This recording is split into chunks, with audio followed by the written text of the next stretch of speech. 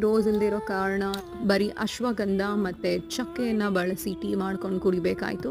ಯುವನ್ನ as usual ಸ್ವಿಮ್ಮಿಂಗ್ಗೆ ಬಿಟ್ಟು ಅವ್ನು ಹೇಗೆ ಪ್ರಾಕ್ಟೀಸ್ ಮಾಡ್ತಾ ಇದ್ದಾನಂತ ನೋಡೋಕ್ಕೆ ಹೋಗಿದ್ವಿ. ಅದಾದಮೇಲೆ ಅವನಿಗೆ ಡ್ರೆಸ್ ಚೇಂಜ್ ಮಾಡಿ ಮನೆಗೆ ಕರ್ಕೊಂಡು ಬಂದ್ವಿ. ಅವನ್ನ ರೆಡಿ ಮಾಡಿ ಸಮ್ಮರ್ ಕ್ಯಾಂಪ್ಗೆ ಕಳಿಸಿ ನಾನು ವೆಜಿಟೇಬಲ್ಸ್ ಎಲ್ಲ ಹಾಕಿ ಮ್ಯಾಗಿ ಮಾಡ್ಕೊಂಡು ತಿಂದೆ. ಅಮ್ಮಗೆ ಹೇರ್ ಕಟ್ ಮಾಡಿಸ್ಬೇಕಾಗಿತ್ತು, ಸೊ ಸಲೂನ್ಗೆ ಕರ್ಕೊಂಡು ಹೋಗಿದ್ದೆ.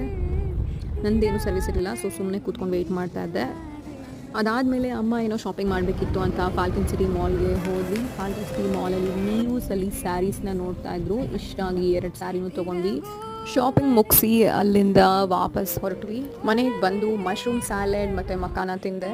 ಅದಾದಮೇಲೆ ಟೈಮ್ ಆಯ್ತಂತ ಯುವನ್ನ ಕರ್ಕೊಂಡು ಜಿಮ್ನಾಸ್ಟಿಕ್ಸ್ಗೆ ಹೋಗಿ ಅಲ್ಲಿಂದ ವಾಪಸ್ ಮನೆಗೆ ಬಂದು ರೆಡಿಯಾಗಿ ಡಿನ್ನರ್ಗೆ KCAಗೆ ಹೋಗಿ ಮಗುನ ಆಟ ಆಡಿಸ್ಕೊಂಡು ಊಟ ಮಾಡಿಕೊಂಡು ಮನೆಗೆ ಬಂದು ನೈಟ್ ಮಲ್ಕೊಳ್ಳೋ ಅಷ್ಟೊತ್ತಿಗೆ 12 o'clock ಆಯಿತು.